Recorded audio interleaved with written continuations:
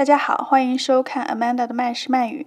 今天呢，我介绍的是一道之前去旅游的时候吃过后感觉非常好、念念不忘的土耳其米布丁。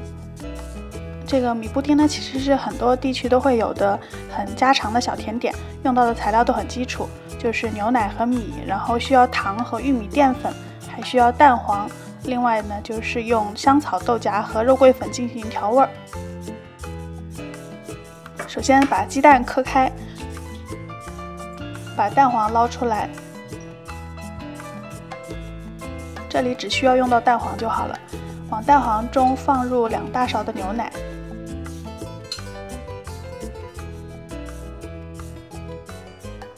把它拌匀成这个蛋黄液。拌好之后呢，先放在一旁待用。此外呢，还需要从这1大碗牛奶中取出100毫升，也就是大概6、7大勺的样子，和这个玉米淀粉混合，也是放在一旁待用。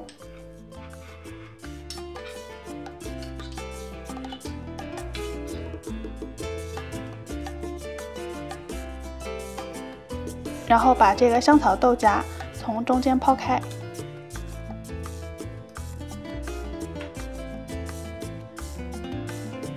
再用刀尖把这个香草籽给刮出来，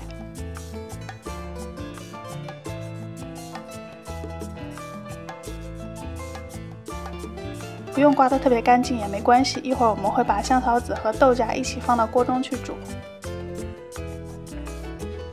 现在准备来开火，把米倒到锅里头，然后倒入适量的清水，水的用量大概是米的2倍。这里用到的米呢，你最好是用短粒的淀粉含量比较高的那种米，然后转小火焖煮个几分钟，让水分全部被米粒吸收。煮到这个锅底看不到多余的水分，米粒开始变软的时候，就把牛奶全部倒进去。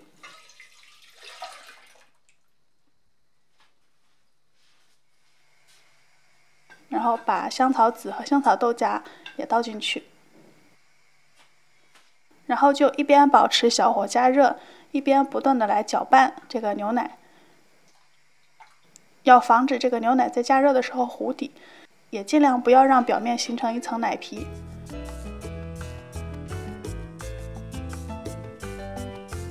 又一直来小火来煮，需要大概25分钟吧，取决于米的种类。就把这个米粒煮到完全变软，但还不要开花的状态就好了。现在把香草豆荚捞出来，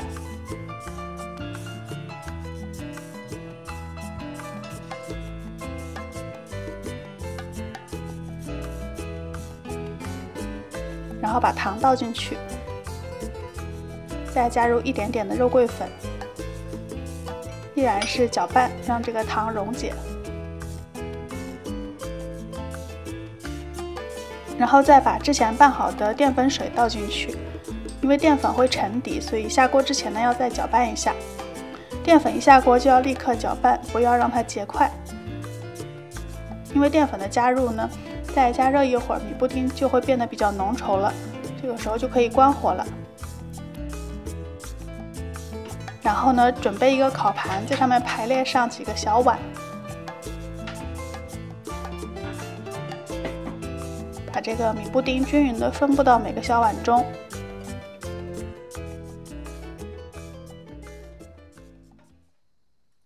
我准备了6个小碗，但是因为计算有误，最后是正好装满了5个小碗。然后就可以开烤箱预热了，预热到200度。然后再把之前准备好的蛋黄液均匀的分布在每一小碗的米布丁上。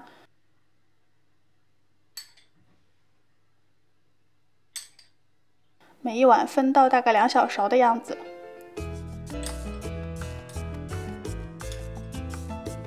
然后拿这个小勺的背面，把这个蛋液给抹匀，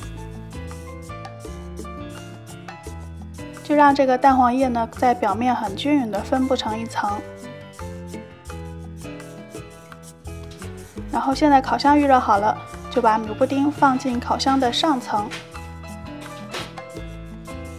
温度还是200度，时间设定为大概8分钟。具体的时间呢，你要自己观察。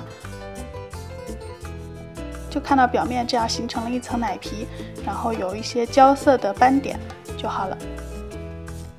烤好的米布丁可以直接吃，但是如果你有耐心的话呢，冷藏之后味道会更好。